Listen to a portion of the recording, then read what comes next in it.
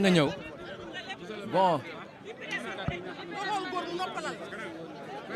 xaaral monsieur le maire. voilà ñu bàyyi la nga présenter. Veuillez vous présenter d'abord. Je m'appelle Amadou Yarouba, maire de la commune de Oréfondé dans le département de Matam.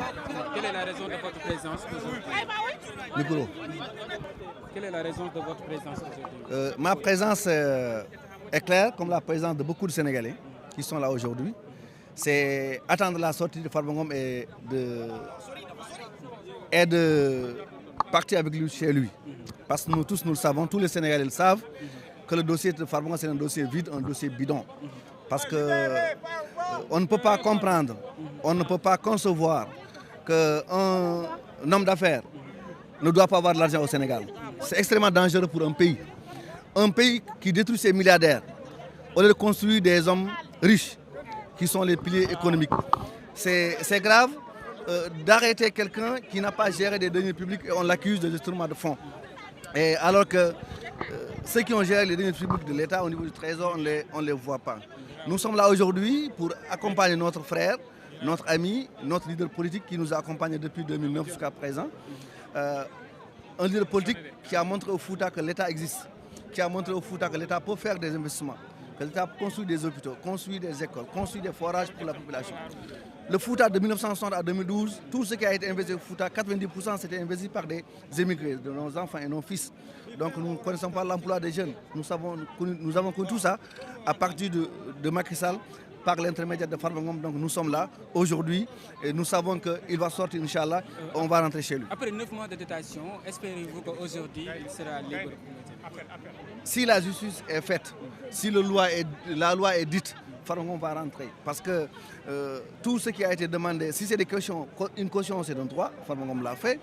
Un certificat médical qui n'a pas été commandité par Farba Ngom, mais qui a été même commandité par l'État, par le pôle judiciaire, a dit clairement que Farba Ngom ne devrait pas être dans un lieu d'incarcération.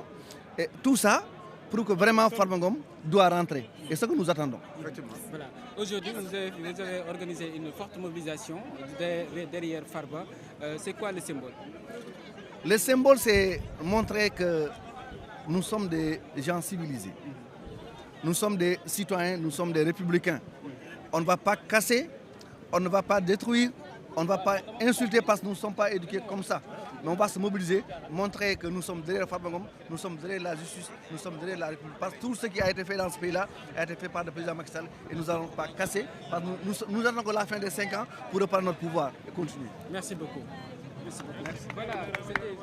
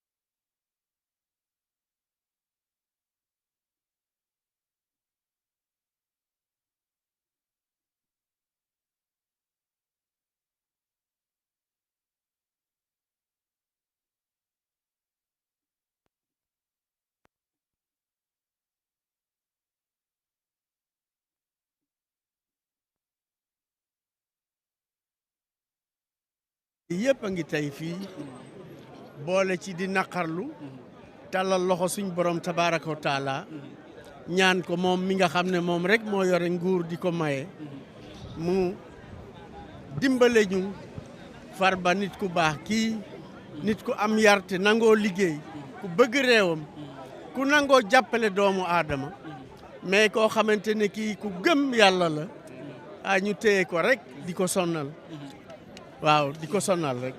Cela fait déjà 9 mois yoo xamante ni mu ngi ko nekk en détention situation bi doy waar mais tey jii ñu woolu ko fi nga xam ne moo di pôle judiciaire financier ndax yaakaar ngeen ne dina fa mën a am na doon. mais fii yaakaar moom képp kuy dund rek foog nga am yaakaar mais man dama yaakaar ne Farba lii nekkatul kaso lii condamnation à mort la daanaka condamnation à mort la nit ki nga xam ne dafa feebar ñëpp prouvé ne dafa feebar experts yi ak ñëpp ñu continuer téye ko ci kaso mais loolu condamnation à mort la mais yàllaa yore bakkan yàllaa yore dund moo yore dee ñu ngi ñaan rek suñ borom tabaaraka wa taala ci yërmande mi yaatu ak sañ-sañam mu teggi loxo ñii nga xam ne doole la ñuy jaay ci kaw Farba te mu dellu ca këram. naka nga gisee rapport bu ko épinglé woon rapport scientifique gis nañ li nga xamante ni moo si tukkee parce que ñu bëri jàpp nañ ne rapport war ko mën a citer parce que occupé wul poste ministère pour mën a jàll. waaw mais loolu mooy li ma la wax rek xam nga li xew ci réew mi moom la neex kenn rek sama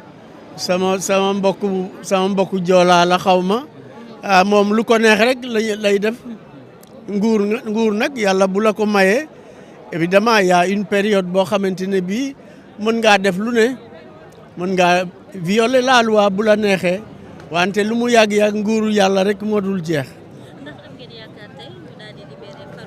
mais tous les jours nu ngi am yaakaar ne yàlla ci coobareem dana dugal ci xelu ñii nga xam ne ñoom la yàlla jox tey nguur ñuy sonnalaate di def parfois lu leen neex du méngoo ak dëgg du méngoo ak yoon dañuy ñaan yàlla rek yàlla wal ba si seen xel ñu xam ne Farba sénégalais la comme ñoom liggéeykat la comme ñoom mais ku nangoo ñaq ku nangoo dimbale doomu aadama ku serviteur pour le développement du Sénégal la. alors monsieur le ministre ñu ngi gis ni malgré l'âge fépp fi nga xam ne nag laal nañu waa APR wala laal nañu ñi nga xam ne nag jàpp nga ni démocratie bi ngay xeexal da ngay teew contrairement aux jeunes lan moo lay gën a motiver. ah non mais tant qu'il y a la vie nous sommes là pour servir yàlla suñ borom tabaaraka wa taala dafa bind doomu aadama ak jinne pour ñu jaamu ko ci biir jaamu jooju nag foog nga liggéey bi moom mooy suñu wareef ak suñu réew bu dee am na lu xew te méngoowut ak yoon ala kulli alin kenn ku nekk si ñun fekke ko rek nga def ci sa li nga mën nga ci wax mën nga ci jëf mën nga ci ñaan lépp ci rek jaarale ko ci yoon ak teey ndax ñun ñëpp ay mbokk lañu bu ñu jàppee ne ñun ñëpp ay mbokk lañu rek danañ moytandiku yenn yi en tout cas dañu ñaan yàlla rek ci coobareem Farba Ngom daal yàlla na ko yàlla génnee ci coono yii mu nekke te di coono rek yoo xamante ne yii coobare nit la wante du coobare bu ñu teg ci kaw yoon. jërë ngeen jëf.